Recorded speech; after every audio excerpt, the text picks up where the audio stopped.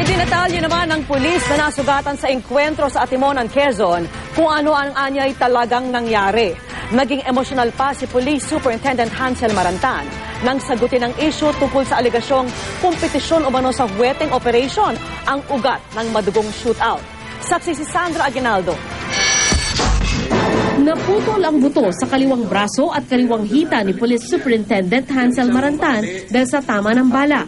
Tinamaan din siya ng bala sa kanang tuhod, kaya nakahiga siya sa hospital bed habang nagpapa-interview sa amin. Kwento niya, nakatanggap siya ng tip mula sa isang informante na may parating na 15 hanggang 20 armadong lalaki sa pamumuno ni Vic Seaman. Minomonitor daw nila ang grupo ni Seaman dahil na rin sa ipapatupad na gun ban sa January 13 para sa eleksyon. Nag-aalaga ho yan ng mga gun for hire, nang i-intimidate ng mga legitimate businessmen doon sa Laguna para makakuha ng mga porsyento doon sa mga gross na kita nila. Tapos weteng po yung illegal gambling. Opo, weteng, opo. Sabi pa ni Marantan, may basbas daw ng mga nakatataas na provincial at regional director ng PNP ang operasyon. Ilang ulit daw niyang bineripika ang kanyang impormasyon tsaka humingi ng tulong sa Atimonan Police. Kalaunan, nahingan din nila ng tulong ang AFP Special Forces. Sa tansya ni Marantan, umabot sila sa may 50 pulis at sundalo. Nag-set up daw sila ng 2 magkasunod na checkpoint at pumwesto siya sa pangalawa.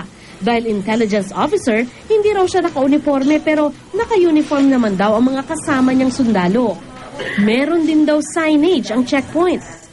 Signages ay nandun, Operation Checkmate ang nakalagay. I myself, I had a rehearsal with the checkpoint. Nag-drive ako ng sasakyan ko, tinignan ko kung kitang-kita yung checkpoint. Hindi raw huminto sa 2 checkpoint ang mga sasakyan, kaya hinarang ito ng sasakyan ng mga sundalo. Una ho yung nag-command na you roll down the window, ibaba ho yung pintana, mga pulis kami. This is a checkpoint.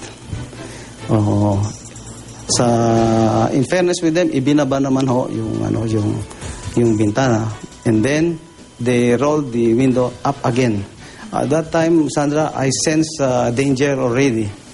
So hindi lang ako, yung palang kasama ko nakasense na rin ng danger.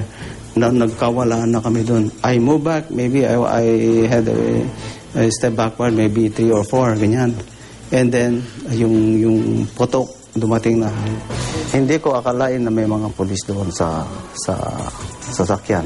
Nang tanungin namin tungkol sa aligasyong kompetisyon umano sa wetting operation ng ugat ng insidente, naging emosyonal si Marantan.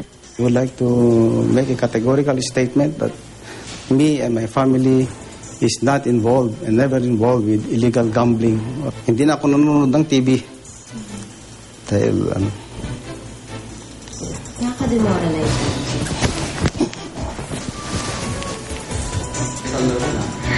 Makikipagtulungan daw siya sa investigasyon pero aminado ring nagdaramdam sa naging takbo ng pangyayari. Demoralize, pero it's a part of the job. Parang parang it's a part of our duty anyway. Sandra Aguinaldo ang inyong saksi.